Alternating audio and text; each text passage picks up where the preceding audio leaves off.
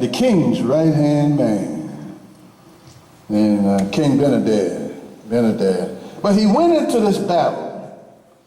The Syrians, verse 2, had gone out in raids and had brought back a captive, a young girl that waited on his wife. He brought her back to his house.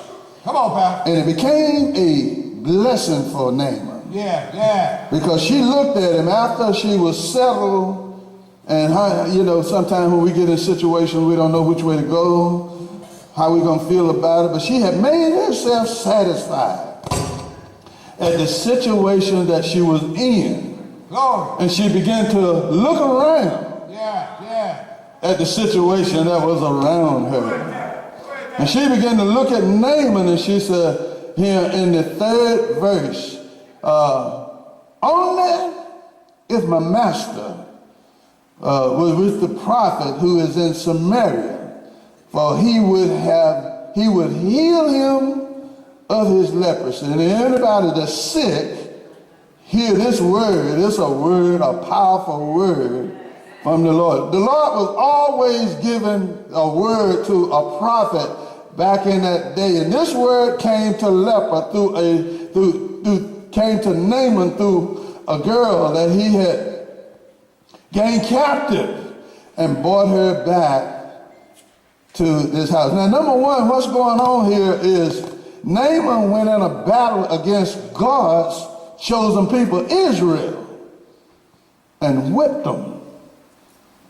And not only that, they took some spoils, and this young girl was evident. And he brought her back. Now, let me show you something about what God's people can do sometime. And I want to give you a thought of what I'm going to talk about. My thought this morning is the impact of an effective curse. You say, "Ooh, Pastor, that's a terrible name to give a sermon." See, we want to hear something good all the time. The Lord said we come for much, but we bring little. But anyway, the effectiveness of a curse, the effective impact of a curse.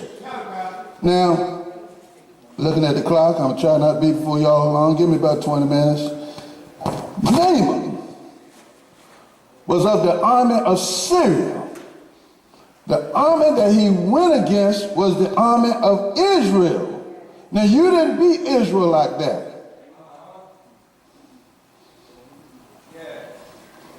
But here's where I gathered the rest of my story from.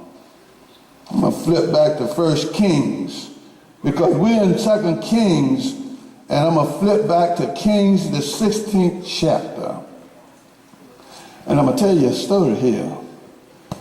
The book of Kings, 1st and 2nd book of Kings, is all about kings.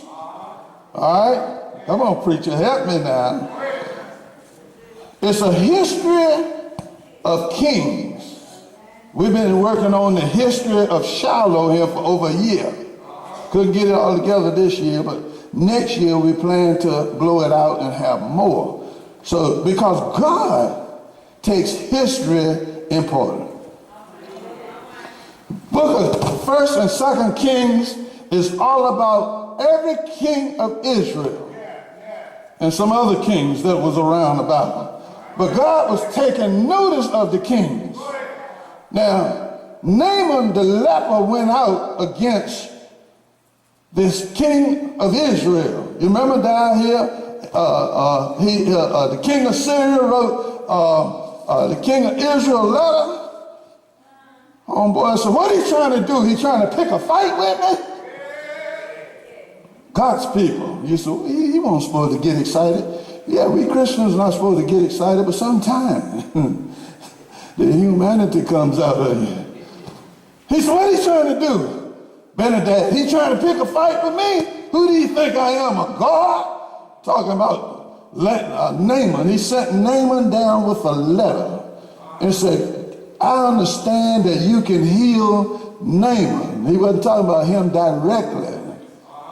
Sometimes we hear things and we think, but people talking about you directly.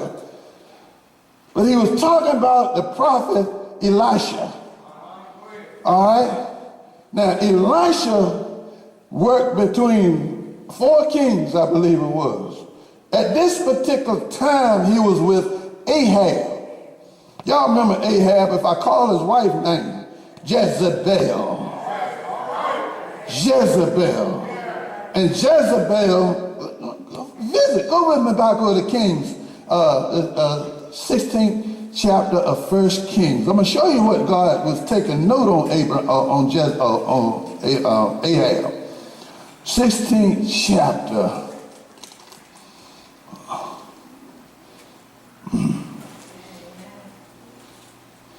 34th verse.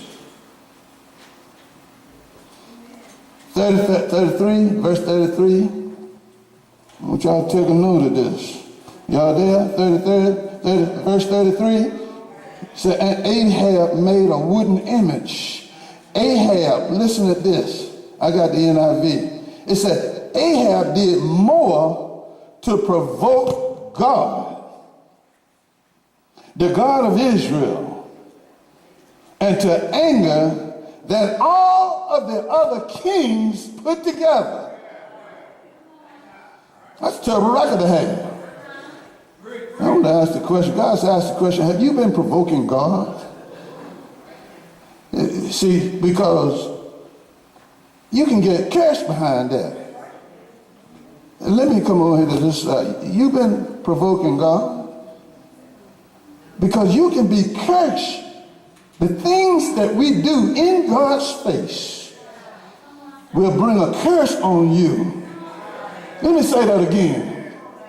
The things that we do in God's face can bring a curse on you. It says, the 34th verse, where I was just at, said, in the days of Hiel and the Bethlehemite of Bethel, he built Jericho and he laid its foundation. I went back into the history and I found, I'm like, God, this Syrian army whipped the mess out of Israel. What's going on, God? And you know, you can ask God some questions sometimes. He said, Larry, let me take you back. Joshua 6:26. And let me flip over there and kind of show you what went on here. Joshua 6:26 here. I read it.